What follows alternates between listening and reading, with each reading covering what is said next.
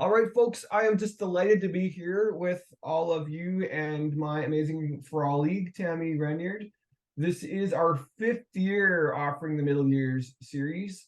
And if you would, all of the past episodes, webinars are recorded, and you can find them either on the, I'm just moving my cursor, everybody. The Edith Landau Virtual Learning Center website. You can find them there where you registered for this. You can also find them on the Rural Education Advisory website, ruralteachers.com. And for year 1, you can also find the videos on School District 61's website. We are grateful for our partnership with the Rural Education Advisory, really committed to creating access for professional learning and to connect and networking across the province. We want to know that we want you to know that you're welcome here, and we're just so excited that you're here. And also in the work that we do, we welcome you to be open to the learning that happens and recognizing that some things will stretch us a little, some things will open us up a little bit, and hopefully today you'll also see yourself a little bit too. So it's a little bit less like, here it is, go do it. And it's more like, let's think about our practice. Here's some possibilities, and how might we respond to and engage our learners in meaningful and deep ways. Finally, we'd like to acknowledge the financial support of the Ministry of Education and Childcare, who are supporting us also in partnering for this series. I'll pass to Tammy. Good afternoon, everyone. Just want to say welcome. We're grateful that you're here. A special thanks to the folks who are sharing their learning journeys with us today. I'm zooming from the traditional territory of the Cowichan or Cowichan people, Hulkaminam speaking people, and just really grateful to be here and be with you. And we know that folks pick up the work. Sometimes things land in our lap just when we need them. So my hope for you today is that that just right thing that you need is offered today, and you're able to pick it up and contextualize it in the work that you're doing. Wishing you a great afternoon. Thanks, Tammy. I'm joining you from Seal territory today, and I've had the great fortune to learn from knowledge holders, elders, knowledge keepers over these last 12 years. And one of the ideas that's been gifted to me by Jeanette Armstrong is the term Analchenwich. And Analchenwich means that many voices coming together to solve problems and think together in ways that we couldn't understand or figure out by ourselves. And so thanks for coming today, but also thanks for connecting with people wherever you are to create, to figure out, to support.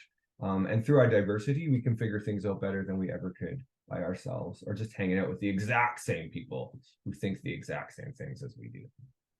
Just to briefly frame the work that we've been doing, we've been focusing on multi-age classrooms this year in the middle years and connecting it to middle years philosophy and practice. And today you're going to see how deeply connected we are to this idea of nurturing and supporting middle years learners in their identity development, how critical a time this is, but also valuing diversity as a central principle. And that connects to challenging curriculum and learning in multiple ways, personal and active learning. But at its heart, at its core, is the fact that we value the learners that we're working with and understand that they're going through this incredible developmental time that doesn't happen at any other time. And what an opportunity and a privilege and a challenge we have working with middle years learners. I'm going to pass the torch first to my long-term colleague, Dr. Shelley Moore. Is it me? Whew. Hello, let me start my timer. I'm learning how to keep track of myself. Okay. So, I'm Shelley. Finally, Dr. Shelley, finally. So excited about that. On the screen is just my contact info, and I know that these slides will be posted in the areas where this is hosted. I'll also post them on my website as well, because I know that people are familiar with that. I am also joining, want to acknowledge where I'm joining from today. I'm honored to be a part, joining today from the traditional, ancestral, and unceded territory of Squamish First Nation, specifically Neklalaquam, also known today as Bowen Island. Beautiful, beautiful place that from as an Alberta girl, will always see this land as a novelty, and just thankful every day that I can see the ocean and the mountains at the same time. It's just a thing of beauty. If you would like to take a minute and acknowledge the place where you're joining from today, please feel free to do so in the chat box today. It's a very important thing that we can do as settlers and stewards of this land. I was thinking about what I wanted to share today, and I know there's so many things that I would love to share, knowing that I have my timer didn't even work. Leighton, can you put in the chat box what time I'm finished?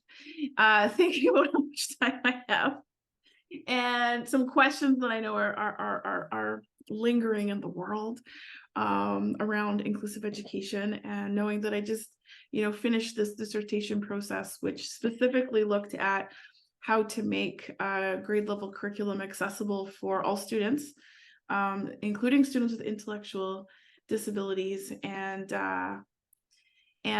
just trying to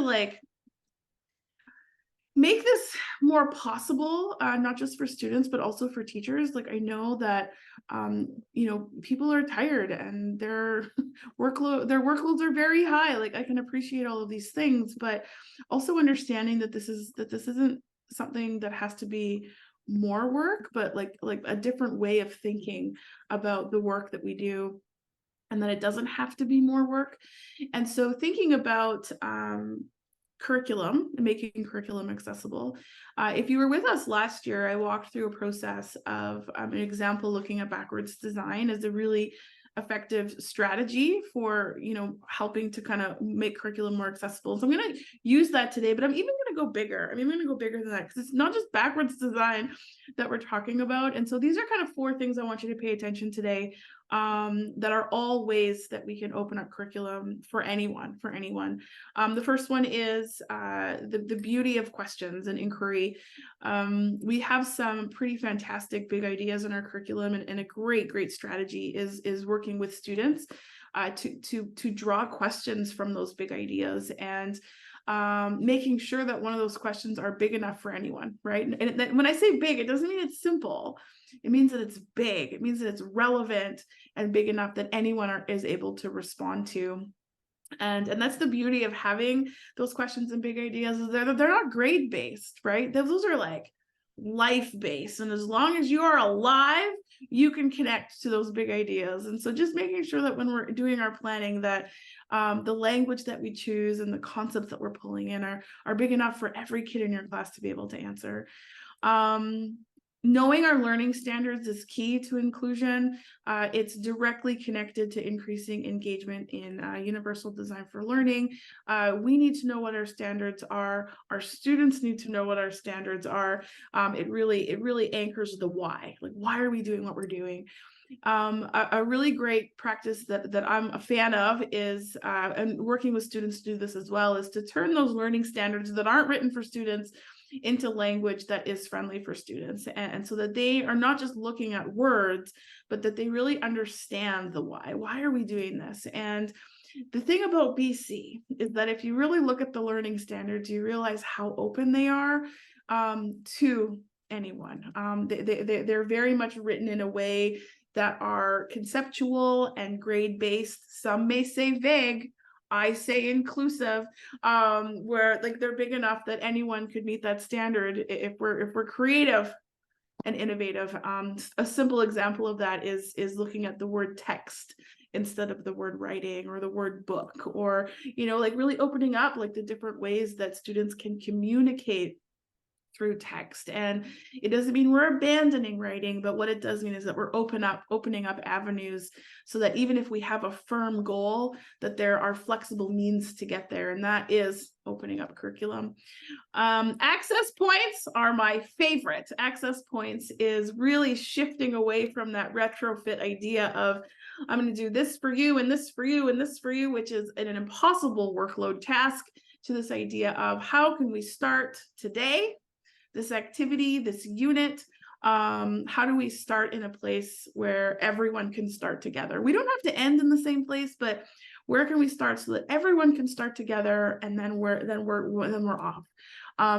Connected to that is also a shared activity where we're building on the success of students. And so starting in a place every day where students are going to be successful, and how we can do that is to design activities that we know students will be successful. We know what their strengths are. They're connected to their interests and their strengths, and then we can add on to that, and they'll have a better, easier time moving on to more complex tasks and ideas if they're starting from success rather than starting from failure. And I know that you know that. What I wanted to share with you today, though, is this example of an educator that I worked with in a school, in a secondary school, in the middle years age group, that just it was just amazing. Like, she was so intuitive, and I remember like working with her and being like, you don't even realize how inclusive you're being. Like, you just meet someone and they just are like, but this is just what you do. And I'm like, I know, but if it's intuitive, it can't be systematized, right? And so part of us working together was helping her to see why she was so inclusive. And she did this one lesson that just blew my mind. And I don't even think she realized how revolutionary it was. And so this is like a huge shout out to this colleague of mine that just, I think, is showing what's possible in this world, and showing that it didn't have to be more work. It just was a different way of thinking about the work. Before I show you that, though, I want to kind of just review that backwards design framework that I was talking about.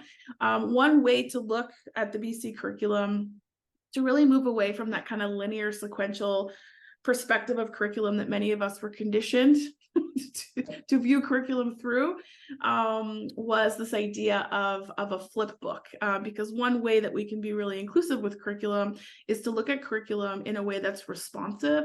And so I saw a flip book once, and I'm just like, oh my goodness, this is such a good way to think about curriculum. Because like, if I'm a grade 8 math teacher, I pick up my flip book, and it's going to be the same for every grade 8 math teacher that picks it up. But what makes it inclusive and responsive, and we can do this in BC, is that the pages that we flip can reflect who our students are.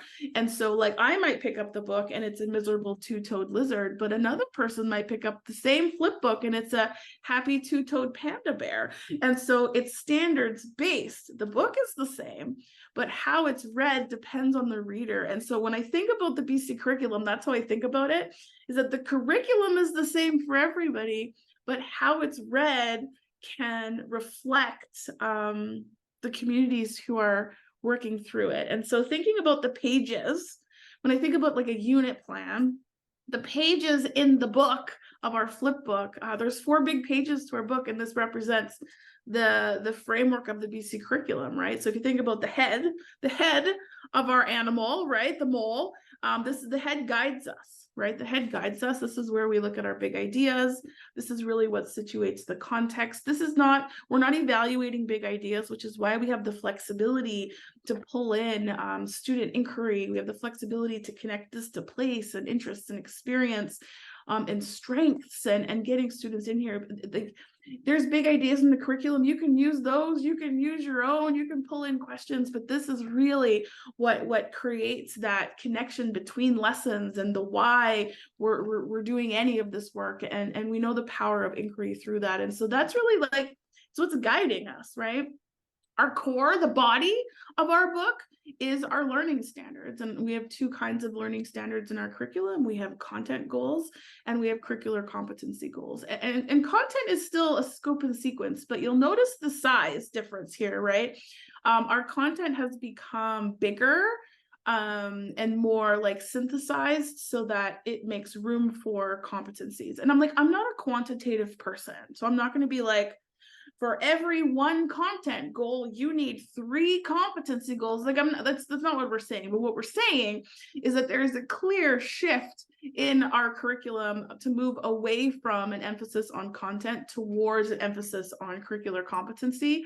And so it doesn't mean we're abandoning content, but it is like kind of a worthwhile practice to think, what am I using this content for? Like what competencies am I building through this content, as opposed to what we used to do, which was what content are we learning, and what skills are we pulling in along the way? Like, so there is an emphasis. So one way to maintain that emphasis is when we're choosing our learning standards that we're going to target for our unit, is to make sure we have more competencies than content, right? To keep the emphasis on curricular competencies. And so I'll show an example of that. So that's our core. That's what we evaluate, right? The other thing, though, is that curricular competencies aren't a scope and sequence. Those can be responsive. And so you can choose those based on the needs of your class. And there's some great work around, using like performance assessments to determine which curricular competencies students need. And so, like I say, like you can be teaching the same subject area, but, as a humanities 8 teacher, but the competencies that you choose can reflect your kids. Like, it's responsive to your students, and it's just, the flexibility is beautiful.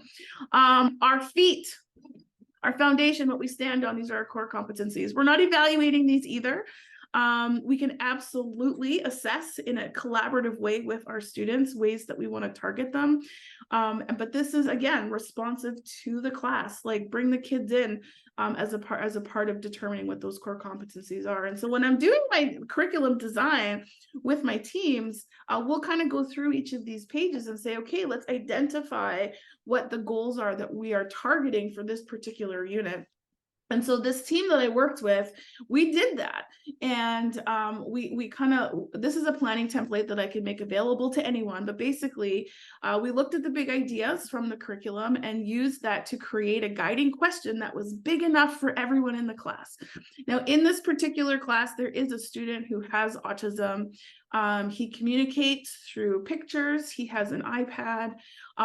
Usually we'll list all the things that a child can't do, but instead we made an effort to really talk about the things that he could do.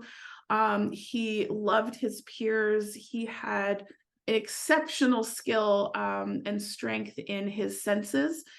So he was like, he would always be touching textures and feeling different, objects and textures around him.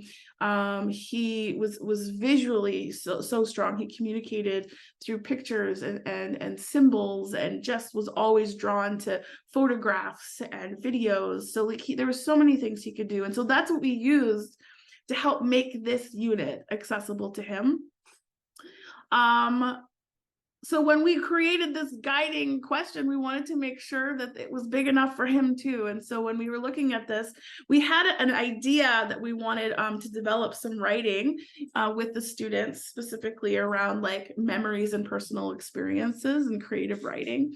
And so we used the curriculum to kind of help guide us. And so our big question was, how can we use the power of language and story to capture and share a personal experience? And we pulled out our content goal, which was language, features, structures, and conventions. We have 3 curricular competency goals that we're explicitly, intentionally targeting for this unit. And then from those, we created and translated those into some student-friendly statements that would make sense to the students, specifically targeting what we wanted to focus on for this particular unit.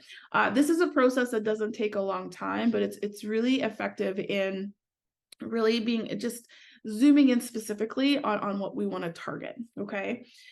So the part that I want to show you though, is there was one particular lesson that I was able to observe, and this is the lesson where she blew me away. And to align with our big kind of like, now you have the backwards design curricular planning piece. Now I'm going to go to these 4 questions, and I'm going to tell you what the 4 questions were, the 4 elements were for this particular lesson. Okay, so here's our guiding question. How do we use the power of language? The specific learning standard, and this is the student-friendly version that we were targeting on this particular day, was I can make a plan to develop and create a text. Okay, yeah.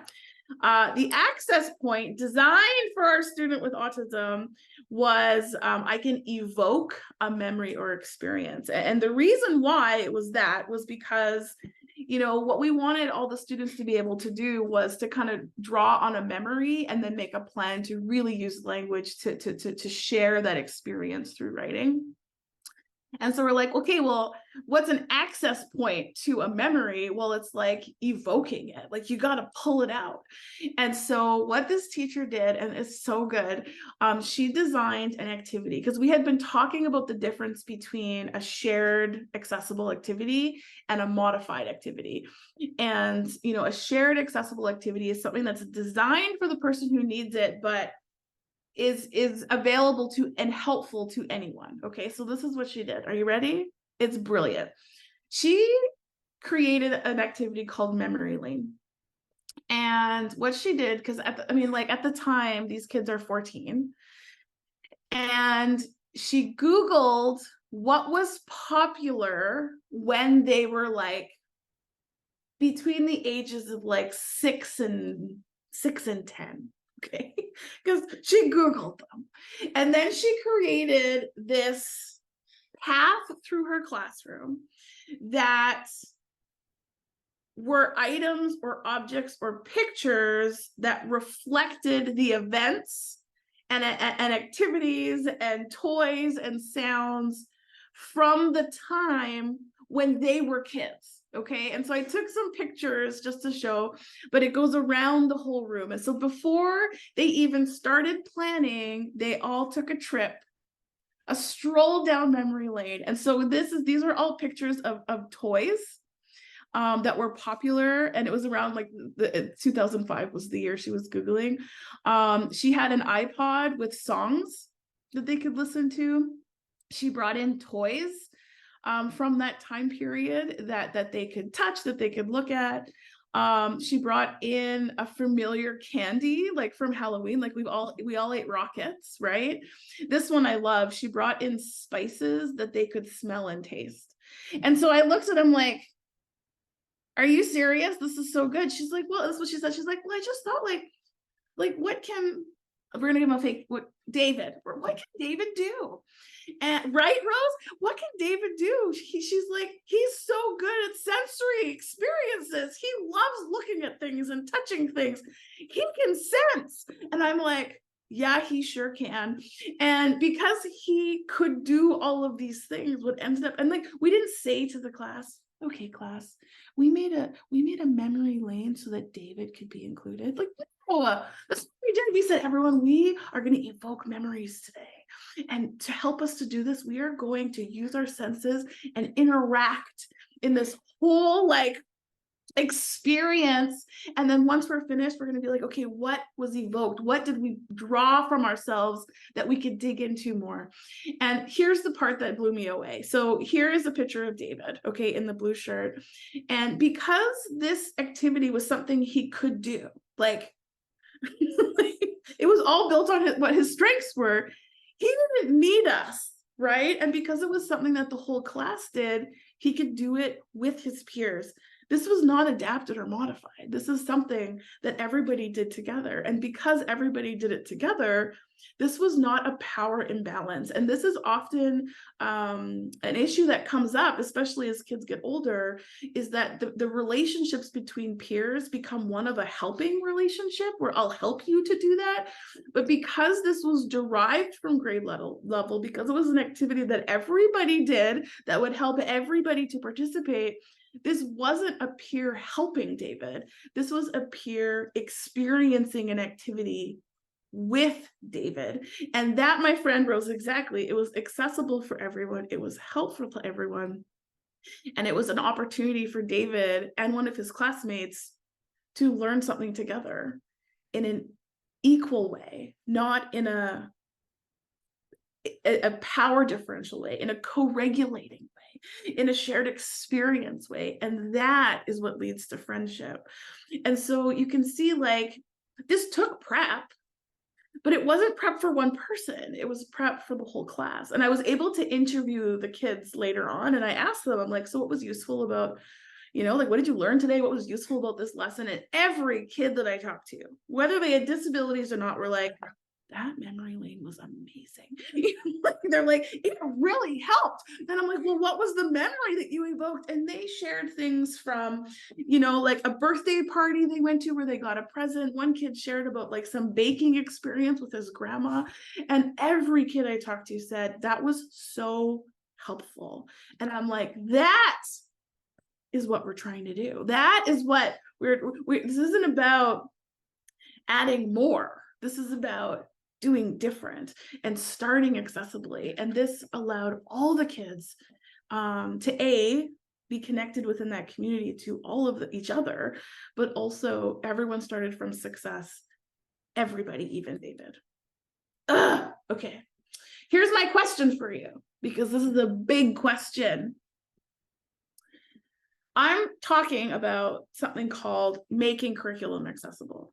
This is a very different process from adapting and modifying. And so my question, my prompt for you today for the chat box, just throw it in the chat box, is how is making curriculum accessible different from adapting and modifying for individual learners?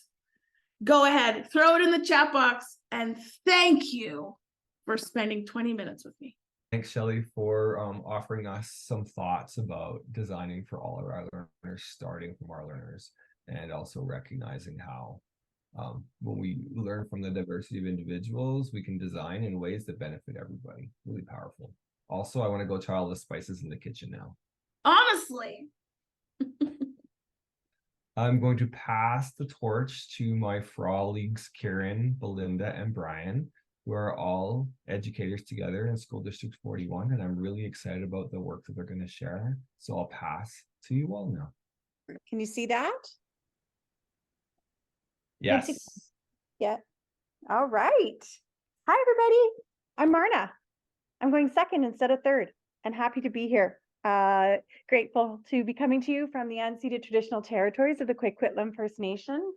And I will be sharing a few ways I've worked alongside fellow educators to help students build discussion skills over time in order to eventually support those rich and engaging conversations, but sometimes challenging, right? That our middle school students want to have, but sometimes need support on how to engage in them. I'd like to thank these educators and their students for collaborating with me on the examples.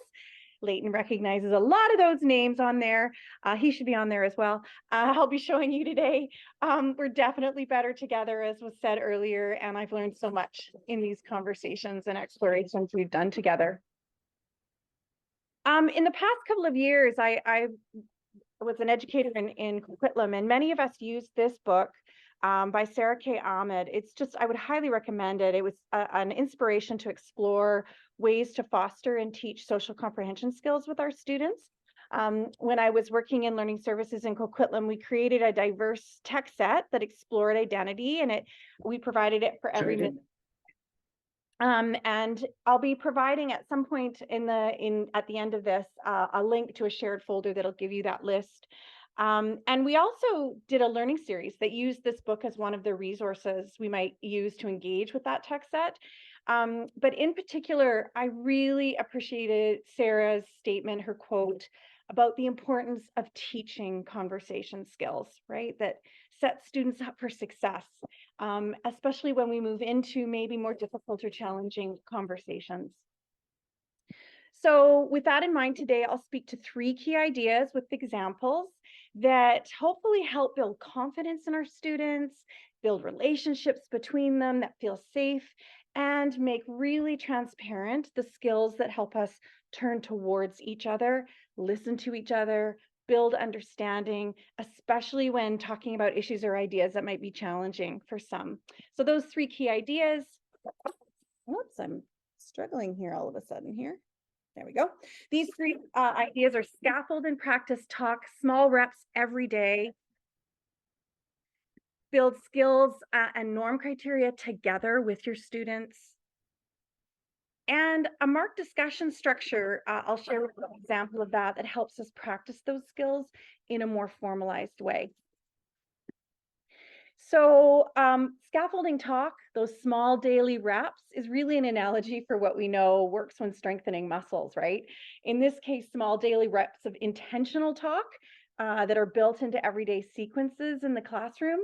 And beyond that, building of the confidence muscle that we know is really important for our middle students. It's also, to share our ideas And the message becomes clear when we're doing it daily and in small, quick ways, that every student's voice, all their ideas, their thinking matters. And that's really important. So many of you have those opening rituals and closing rounds in your classroom, right? They're so important because they not only become a routine that builds in safety and familiarity for students every day, but they become great opportunities, I think, to build in quick talk. And quick talk that doesn't feel overwhelming or scary, but is intentional. And so in this example, this class is exploring identity, and we've established the routine of a quick write in the morning and then a quick share. This one was brainstorming a list of I am the one who. I shared my list before the students started. Then they had 3 minutes to write down as many things as they could to finish the sentence. I am the one who. And at the end, their teacher had done the quick write with them, and she shared her list, which was very powerful. And then we did a quick whip around the room, inviting students to share one thing. Again, just a really quick way that when it becomes a routine is something that students know is coming, and is a wonderful quick way to talk and share. And of course, closing rounds do the same thing, right? They allow us to, especially if we're speaking them out loud, practice that quick talk and make sense of what we're learning. So even in this tech world, what my colleagues and I have discovered is that middle school students really love stickies. So whatever the case, using stickies for each student to capture their voice, responses, or thinking, it really allows each student to process, to take some time to process, get something down, and then put it up with everyone else's thinking so we can see that represented. So in this case, we were working with a number of picture books with the themes of individual differences, first impressions, belonging. So we asked them some key prompts, some key questions before reading a picture book that explored these ideas. And you know, the sticky note is small enough that it doesn't feel overwhelming to get an idea down, right? Because students write a word, a phrase, you can see there they've sketched, created little diagrams, and then we put them up so that they can see every voice is represented. And this can also be a support for a turn and talk, inviting them to share with each other, really a jumping off point for quick talk in the classroom. Having loose parts in your classroom, probably something that you do, but you know, to have them as a routine to pull out to represent thinking in a different way is just great to create third points for conversation, right? To activate thinking and process and synthesize and move away from some of those traditional writing activities we do. So my colleague, Christy Livingston, and Leighton's colleague as well, has loose parts in her classroom. And she uses them for all sorts of things. Often she'll ask students to take a picture of whatever they're asked to represent, and then she has them annotate their thinking digitally on the image to help others understand what their thinking was. And you know, this can be done individually. This can be done in partners, used as an opening or closing activity with a prompt or a question, again, encouraging that talk amongst each other. Chalk Talk, many of you are really familiar with this visible routine. It's a silent conversation that asks learners to consider some kind of a prompt. Idea, question, might be a three-dimensional thing in the middle, around a topic or issue that you're exploring. And you know, they're silently responding in some way, right? They have a pen in hand and they're using sketches or symbols or writing. Students can check mark or use a question mark, draw pictures, but they're doing it silently. And while that sounds for middle school students, could it be done? Yes, it can be done. And of course, practice, I'm always surprised at how many students just glom onto this and love it. And they move around with 5 or 6 prompts so that by the end, when they come back to their original page, they see a lot of ideas, and there's an opportunity for them to pull out a few key ideas, have a conversation, share it out with the class. And finally, you know, another ideas inside outside circle, right? And then one that you'll be familiar with. You can see the little diagram at the top there. You know, you have an equal amount of students on the inside facing out to an outside partner. You're moving one circle one way and one circle another. And it really, practice is key with this one, and starting with those low risk, quick questions to build community, have some fun with, right? we often time the interactions and make that really visible. So students felt okay about sharing at least one thing at the beginning because they knew it was a brief share, right? They knew it was going to move along. This allows everyone to connect. This class in particular, that's what we were working on. Everyone to connect with everyone at some point in the class, get to know each other just a little, with anything from a question to a fun prompt. And then building criteria and building criteria together.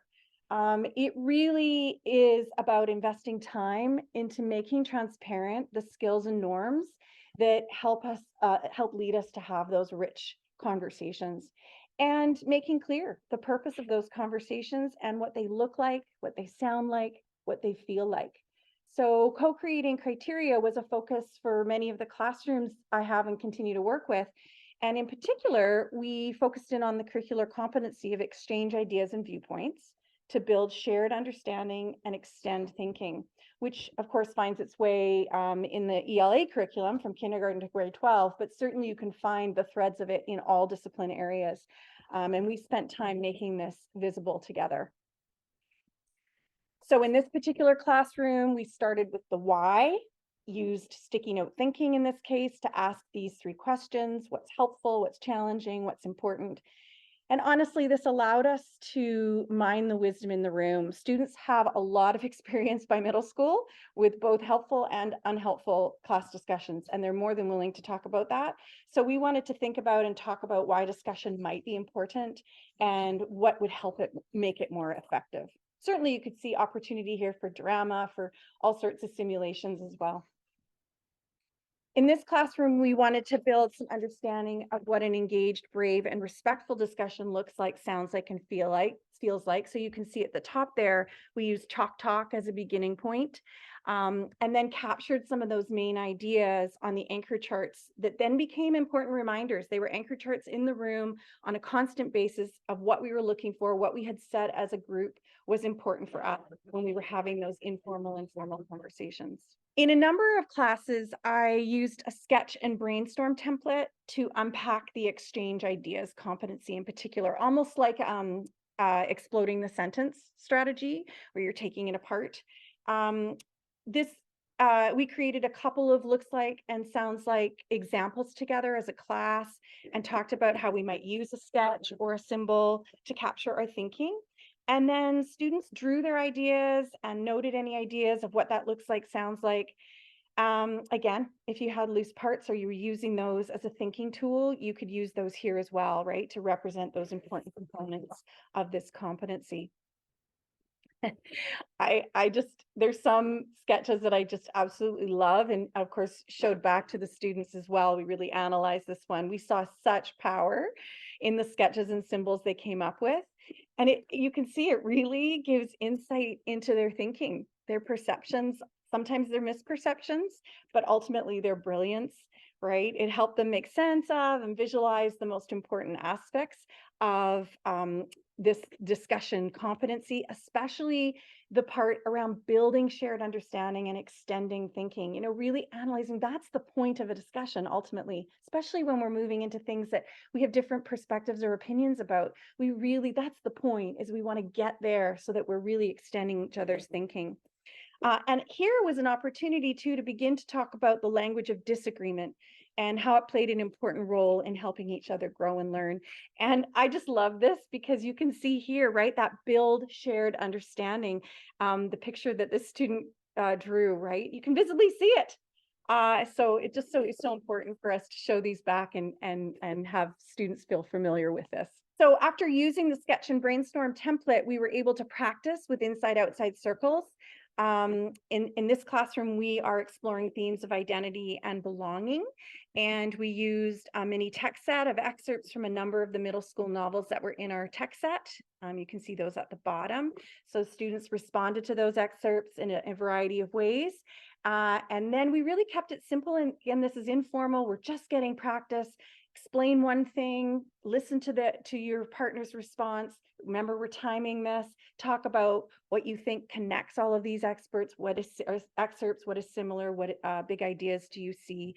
For this class, honestly, it was a way to practice getting comfortable talking to each other. There were little groups and they hadn't really had the time to really get to know everybody and get comfortable with that.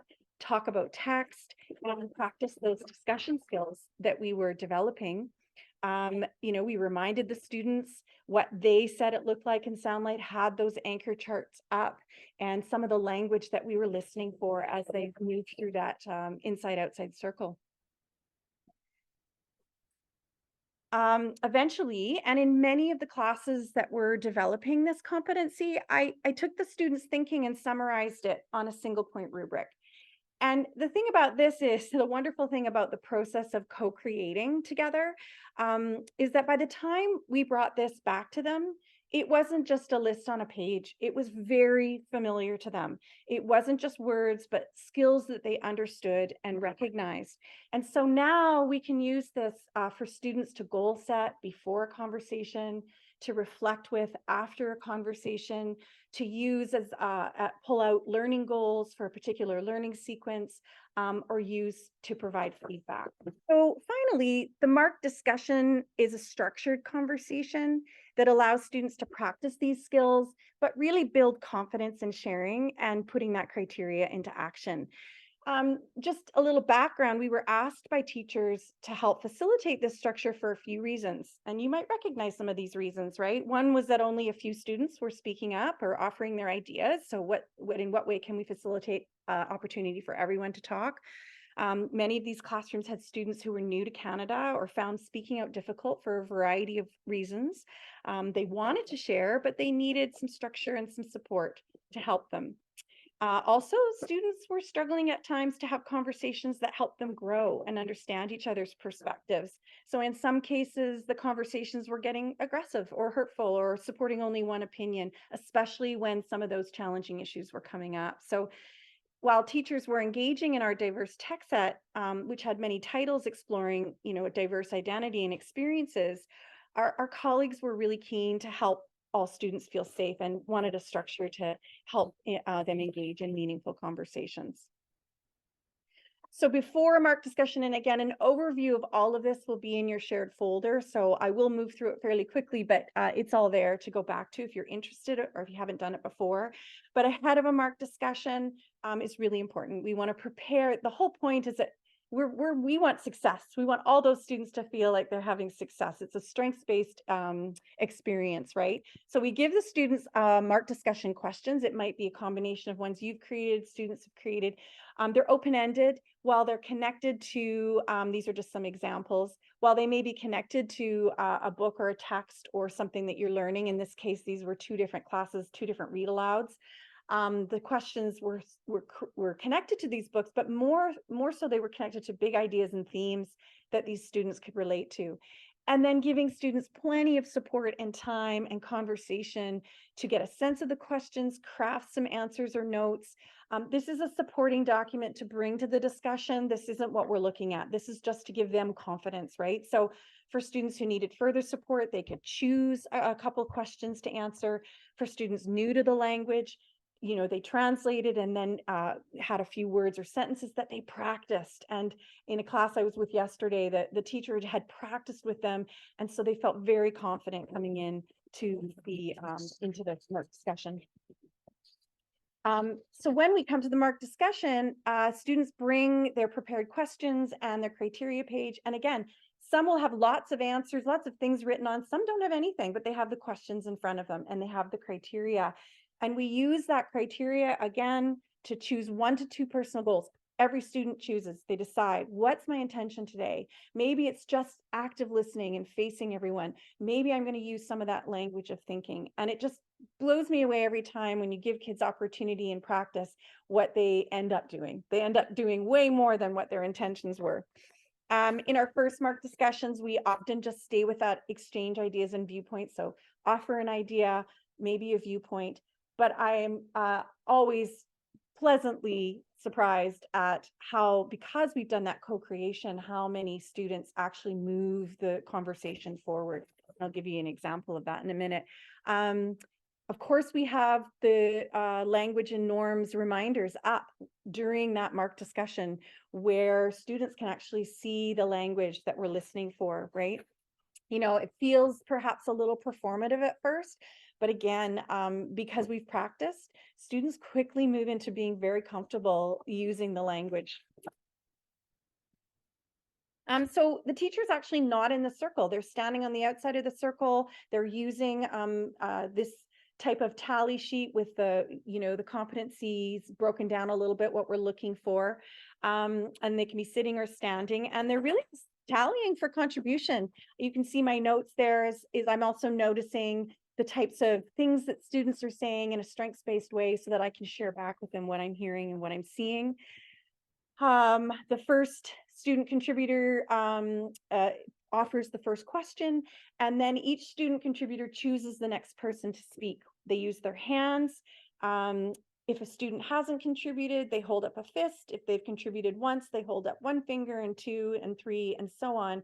And we let the students know that's how the structure will work. And again, just encourage them. If you see someone with a fist up, that's who you're going to choose, right? Instead of someone who's got 5 fingers up. And again, it's just amazing how well they do that, and the equity, and how they show such equity with that. Many move beyond their answers on their page fairly quickly as well, which is lovely. As the discussion progresses, you as the teacher can stop once in a while, not a lot, but once in a while, just to make observations and notice what you're seeing in a strengths-based way. And then, of course, when you want to move on to the next question. These are 2 classes I've worked with, and the top one I just was with yesterday, and I'm constantly amazed at the growth that occurs in this process when you prepare in advance, when you've practiced in small ways, when you've given students time in the actual discussion to build momentum and confidence. I've been so fortunate to witness some powerful discussions, honestly. And watching students find the courage to say something, to offer their ideas, even to disagree with each other and share their own personal stories really is just absolutely lovely. One class we worked with, my colleague Jen and I, we worked with a class who, it was an amazing discussion, and we found that they've done a lot of community circles. And so obviously when you've done that kind of work leading up to a discussion like this, you're going to be able to listen to each other. You're going to empathize with each other, and you're going to be willing to share. Just yesterday, I was with a grade 8 class that had their first MARC discussion, and they had done a lot of scaffolding ahead of time. But still, many of the students just needed that time. And we ended up having a nutrition break and then coming back. And that little break and some little conversations here and there just made all the difference. And all of a sudden, more students were sharing. They used the language just seamlessly. And actually, it was just beautiful. You know, they started off with this question about safety.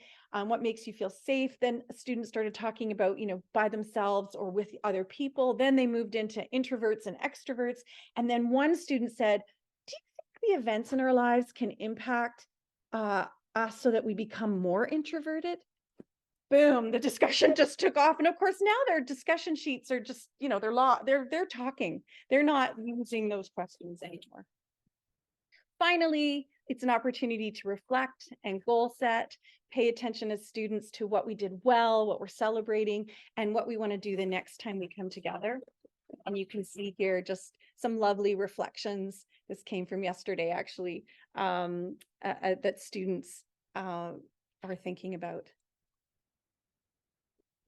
So for you, and you do not have to think about all 3 of these questions, just one of them, what do you do to support students in engaging in conversations?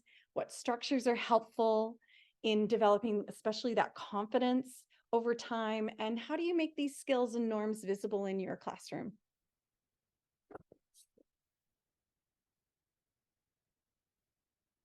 Thank you, Marna. We're going to pop our responses in the chat box. Marna's going to leave them up for about a minute here, just so we can pick one to reply to. Marna, thank you for that rich set of examples. It reminds me of some of the things I used to do with literature circles. Yeah. And so it really makes me think about how could I do this with a shared text with the whole class before we move into lit circles, so that, you know, we have some kind of shared content to work with before kind of asking kids to have tougher conversations in small groups without that scaffolding. Thank you for saying that, Leighton. I think that was really, this was the stepping stone to a lot of teachers wanting to do those small groups, but worried that they weren't ready to do those. So this was sort of that bridge, right? So thank you for saying that.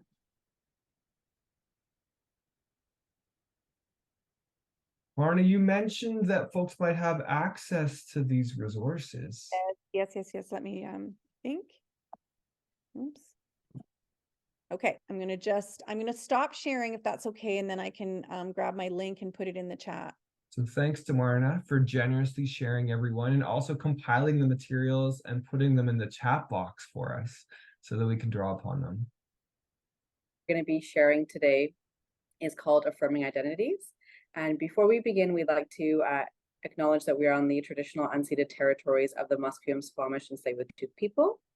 But we also want to acknowledge that in our discussion today, we're going to be talking about identities and taking a little bit of time to share our own journeys and our experiences with connecting to aspects of our identity. And this conversation could bring up some emotions for some people, or it could be a little bit triggering. So please, if you need to take a moment to yourself, or if you'd like to connect, feel free to send a direct message to one of the facilitators or us to connect with as we go through this talk. The first slide is a little bit of background about myself.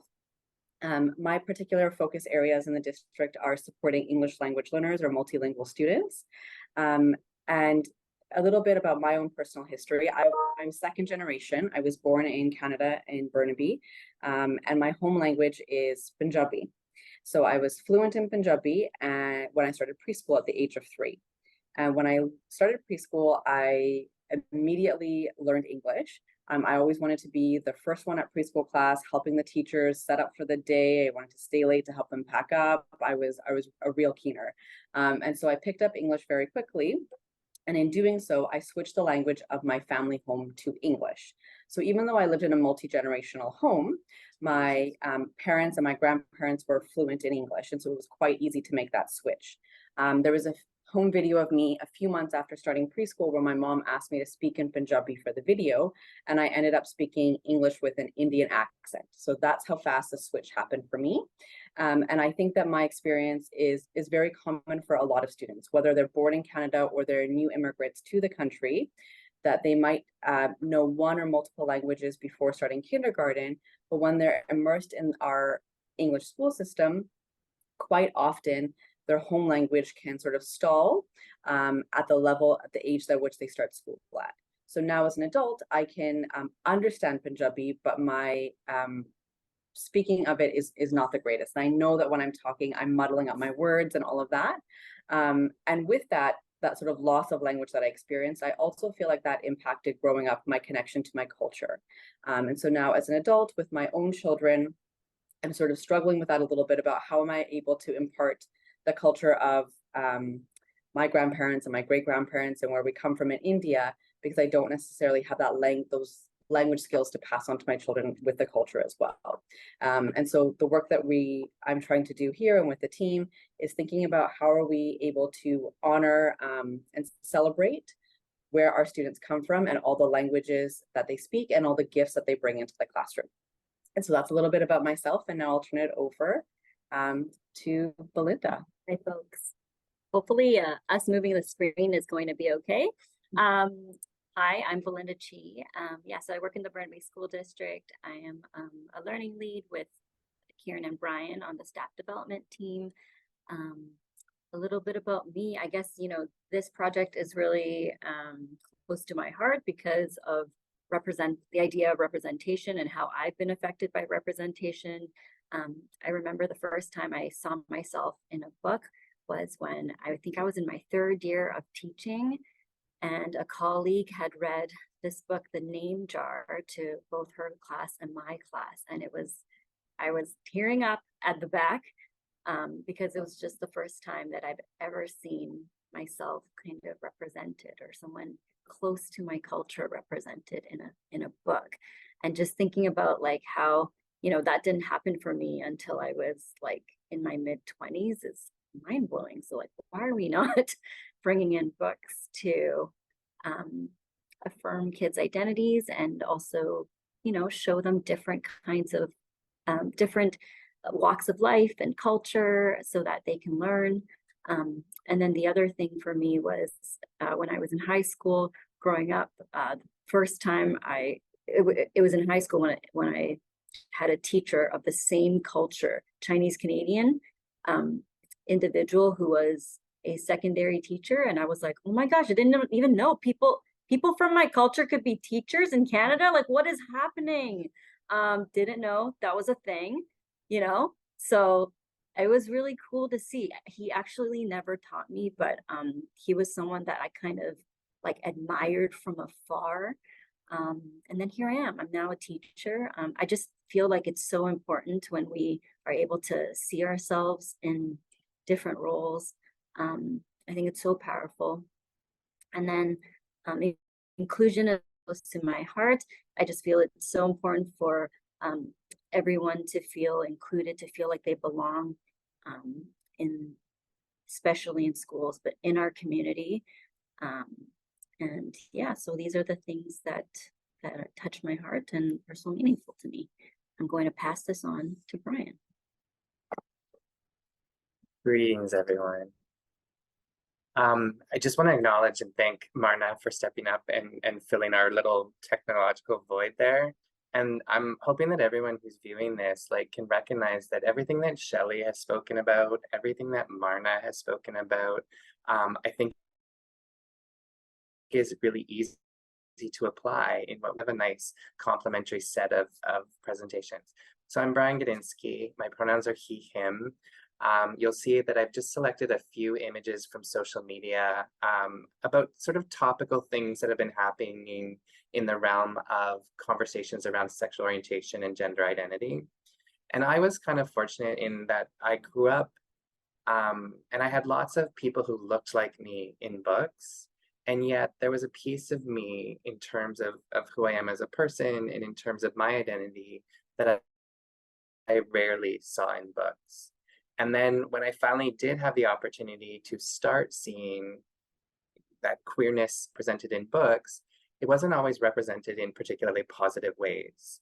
And so it wasn't until I was an adult and that I started reading some of the young adult fiction that was available that I really started to see characters that sort of carried all the dimensions of who I was. And particularly in a time where there's lots of challenges about who gets to be represented in books and what books are sort of suitable for young people, we just really want to engage people in some critical conversations about books because kids are ready for these. And when these conversations can be held in supported ways, it's pretty amazing what comes out of those conversations in terms of understanding the landscape of diversity that we all exist in. So our project that we're working on this year, Affirming Identities, is essentially a series of lunch and learns. So we've been invited into a few different school sites where we come in with our big box of books and we try to spark a conversation with staff around how we can include diverse texts in our teaching practice. So we leave the set of books with the schools and we ask them to take some time to use them in their teaching practice and then to reach out to us for ongoing support. The learning intentions for our project is to encourage teachers to think about the strategic text selection and how they can be really thoughtful in choosing books that are powerful and provocative to help students gain deeper understandings of the people in the community around them. We want to select texts that are that highlight diversity and intersectional identities of different people. And when we chose our books and we were thinking about the learners in our schools, we wanted to find things that would not only affirm the identities of the learners that we work with, but also to help inform the identities of others in our community. So it might be not necessarily someone that's in that class, but by choosing books where students can have windows in to see how others experience the world. And so really the whole point of this project is to spark conversations amongst staff through their own professional learning and professional development, but also think about how we can support teachers to bring in diverse texts in meaningful ways with their students.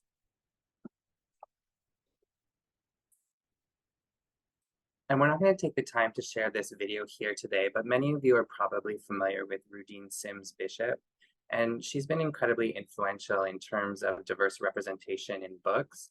And she talks about the analogy of mirrors, and books being mirrors where students can see themselves, people who are like them, people who are positive, powerful, that look like them. And so they see themselves in the books. There's also the analogy of windows, and Kiran was referencing that in terms of students being able to get insights into other people's experiences. And then this idea of sliding glass doors, where we get these opportunities to interact with identities that might be unfamiliar, that might be foreign to us, and to kind of consider how our worldview, how our connections align with those identities. And kind of get an opportunity to step in and just sort of be there for sort of an experience. And so what we've done is we've sort of curated, and this isn't obviously an exhaustive list. We've perused them in terms of, there's some representation of neurodiversity, there is some representation of LGBTQ+ identities, there's representation of BIPOC, racialized representations of indigeneity. And so, like I say, it's not an exhaustive list, but it's a place to start. And they're books that have substance, so that they're worthy of deep conversation and repeated conversation. And so we've just provided that list for you in terms of if you're looking for titles that you might want to explore in your context. Okay, so as important as it is for us as educators to bring in, books that are accessible for our students, that represent our students, and that helps them learn about different kinds of people in the world, it's always, I feel, so important for us to do the learning ourselves. I think that's where the most meaningful work comes from. So we also, in our book kit that we're bringing to schools, we have this selection of titles from various authors for teachers to explore. So we're encouraging teachers to either, read it on their own, maybe have a little book club, even try to do like lit circles. If some people haven't done lit circles, perhaps try to do lit circles as an adult group, as a staff, and then that's something that they can also bring into their classrooms. So from the work of Leighton Schneller and Donna Kozak, we borrowed from these lovely folks who we're just going to go through what critical literacy is and what critical literacy is not. So critical literacy is a lens, it's a mindset, both for teaching and learning, both, for ourselves, but also for our students. And I also think, if you're the only person on staff who's doing this work, how amazing is it that you can share these with other staff members and do that kind of working alongside one another, right? Critical literacy is concerned with promoting justice and equality and resisting dominant power and ideologies and transforming oppressive power relations. I really think about, the way that we are in the world, and when we are moving in the world, there's so many things around us that there are so many dominant narratives that are around us that we aren't even aware of, like how buildings are designed and how some streets don't have sidewalks. Like, how is that accessible, right? Like, who are these people making these decisions? But we want our kids to think about those things, right? Because they're going to change our future and hopefully design much better buildings, much more accessible places for folks. Yeah, so critical literacy works from the view that education is inherently political. It's a responsive and flexible framework, and it does look and sound differently in various contexts, I think, depending on where you are. you know, my life in Burnaby here is pretty comfortable, but sometimes when I'm traveling somewhere else, I'm like the only racialized person and I'm treated very differently. And, you know, that's something that, you know, we need to teach like young people to be aware of, depending on the context they're in, right? And sometimes that relates to safety, like how comfortable am I sharing who I really am when I'm in an unfamiliar place? There's so many of those pieces we need to think about. So what critical literacy is not is something that educators would like just simply add on to their instruction. It's really a way of being in the world. Like, how are we in relation to the world? It's not a checklist. It's not like a set of practices or a one size fits all. It's not a scripted program or like a unit of study that you're just going to do. I feel like this is work that we should be doing in all of our subjects. When we do math examples, think about the language we use when we reference our questions in our word problems. Like, those are the things we need to think about. Language is so important. And really, it's something that children should not be sheltered from, right? Like, we need to be introducing them and giving them opportunities to interact with text. And as we know, there are book bans that are happening in not just you know, that other country down south, but even in our own country. So we need to be aware that we have the freedom to bring these texts into our classrooms and take advantage of that and share that with our kiddos. And just some connections to the curricular competencies. We just pulled from English language arts from the middle years, grade 6. You know, we wanted to make it clear that this is not an add-on. Critical literacy and bringing in texts like these that we've chosen are really a part of the curriculum. And here are the things you can assess. It's not something extra. It can be something you're doing. And then we also brought in some social studies examples as well for curricular competencies that you can bring in. Bryan, did you want to add to this piece a little bit? Yes, thank you. One of the things that that a lot of picture books are offering now, which I think is really valuable to sort of bridge that link between literacy and social studies, is that there's a lot of texts that feature stories that are based on actual people and actual events. And what's kind of cool about it is that some of those texts are providing not only the narrative, but they're actually providing informational text like timelines and artifacts and letters. And so it's kind of an opportunity to cross curricular in terms of all of the humanities. The next thing that we do when we're presenting to schools is we offer this choice board to see what staff would be potentially interested in learning more about. So these are four suggestions that we offer for ways that teachers can start using these books in their classes. So we'll go through each of the four right now very quickly as an overview for you all. Hello again. Okay, so with this piece, we just have some guiding questions that you could work through with your students or your staff if you decide to choose to do books as a staff or do a little book club. But yeah, we just found that these kinds of questions are really open and they allow students and staff to really engage in what they've read and have really powerful conversations. So here are just some guiding questions you could do as a group or individually. There's so many different ways you could do it. The next option is a text pass, and this is where a teacher could set out a selection of different texts for students. And we want to make sure that there are more texts than there are students. And the idea is that students would take some time to walk around the space and browse the different books.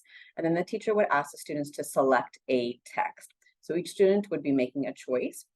And then they would be given a short period of time to explore that text and maybe consider something that they could share out, something that they noticed with the text. And when we consider access points for all of our students, We could have students create little emoji stickers to put on the text. We could provide sentence frames and word banks for students to help them create a sentence to express themselves, what they want to say about an individual book. And then we would ask the students to share in a circle format. And then we would pass the books around as well. So students are engaging with all the different texts and taking some time to reflect, connect with the books, hear from others, to sort of deepen their understandings and see what connections they can make, but also hear about the connections that their peers might be making with different books. The other nice thing about doing that text pass and having the books circulate is that it often will motivate students to read books that they didn't necessarily choose initially. And they just get a lot of exposure to a lot of titles.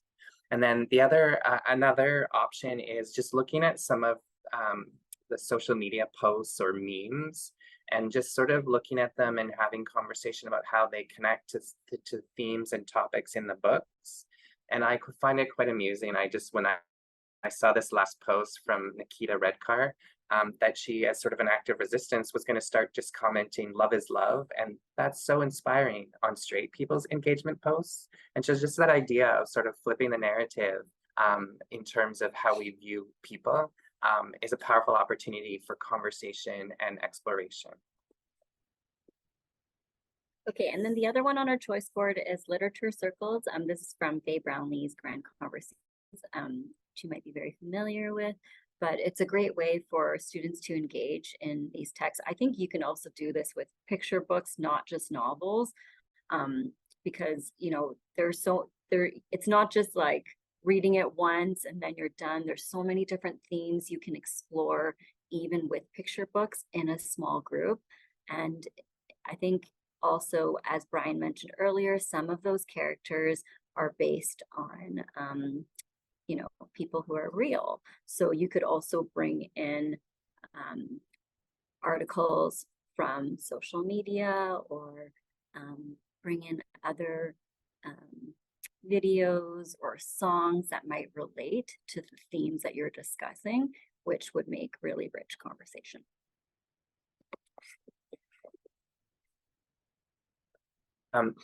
Just one sort of comment before we get to our reflection questions is one of the things that's been really incredibly powerful for me as an educator working in collaboration with Belinda and Kiran is that I occupy, a certain space and have certain experiences, certain expectations of the world. And it's been really fascinating when we had a conversation about the first time each of us saw, our own identity reflected in books, in movies, how quickly that expanded my own worldview, just listening to the experiences of my colleagues and friends. And so we encourage you not just to, think of this as an opportunity for you in one classroom, but to consider how you might share and collaborate with others. So before we lead, thank you for your patience. Before we lead into the reflection, I wanted to just share one anecdote to hopefully inspire some hope. And really the true purpose of a project like this is we're really trying to encourage and support our students in building empathy for themselves and for others, and really connecting with people from all different walks of life that they're seeing in the community around them. And so a personal connection is my mom this year has gone, she's had a series of health challenges. She had a brain aneurysm, a cardiac arrest, and a stroke, and it was very scary for a period of time, but she's still here. She continues to make improvements and growth. But one of the big changes is that she is now in a wheelchair and is sort of relearning how to walk.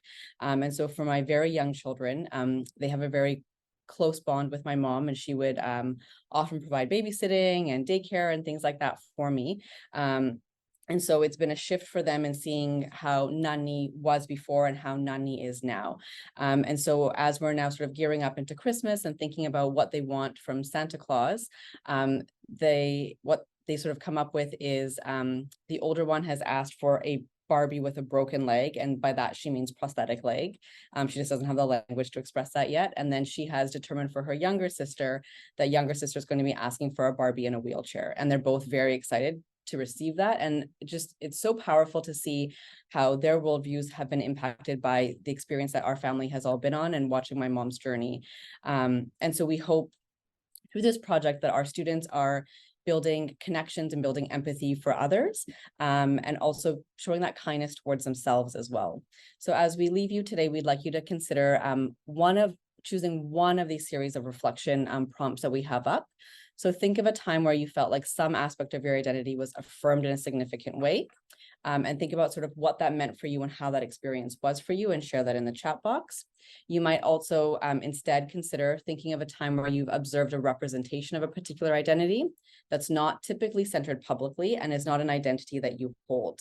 And think about what impressions did you have about that representation, and how did perhaps interactions with someone who carries that identity shift your thinking about that.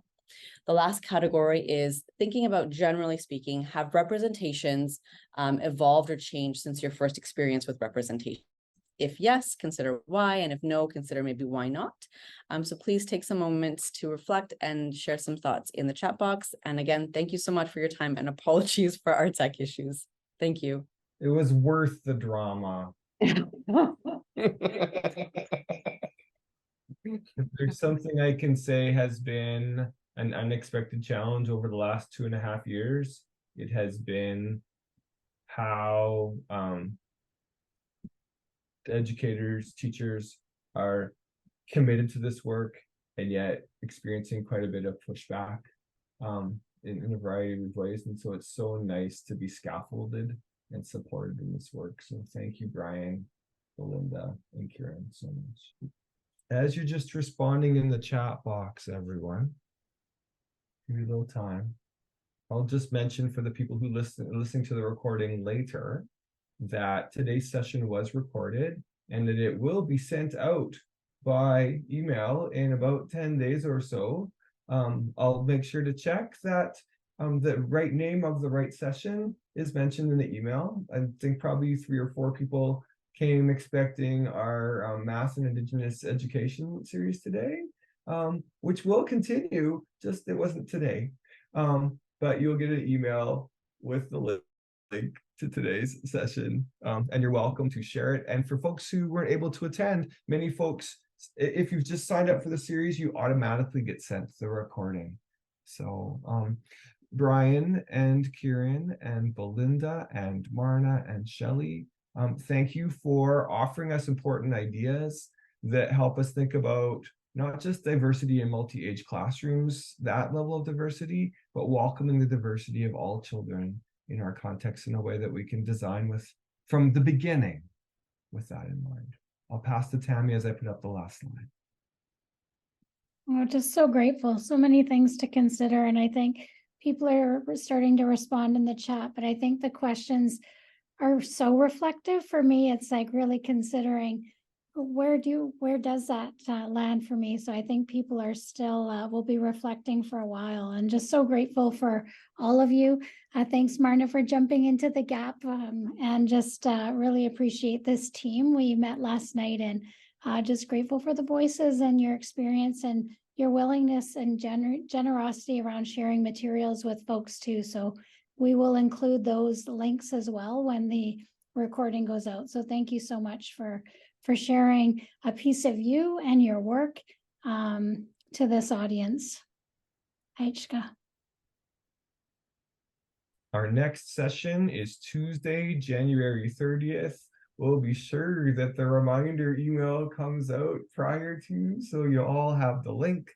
We're delighted that Angela Stott, Jennifer Eddy, and Rebecca Labenville will be offering us some examples of cross-curricular and multi-age literacy integrated teaching approaches. And then our final session is Tuesday, April 23rd, where Nikki Lynham and Kendra Jacobs will look at us for multi-age mathematics practice that is both culturally sustaining and inclusive. So it's really exciting work. We're so grateful that those of you who found us today found us. And I can't think of a better way for me to spend 90 minutes hanging out with some just magnificent folks who are saying, how can we deepen our practice? And I'm just constantly reminded of many things I did earlier in my practice. I need to come back to them, because just because I did them 5 years ago or 10 years ago or 33 years ago doesn't mean the kids don't still need them. And so thank you to my colleagues for deepening my practice, but also renewing my practice today. Thanks everybody, and love you in a professional way.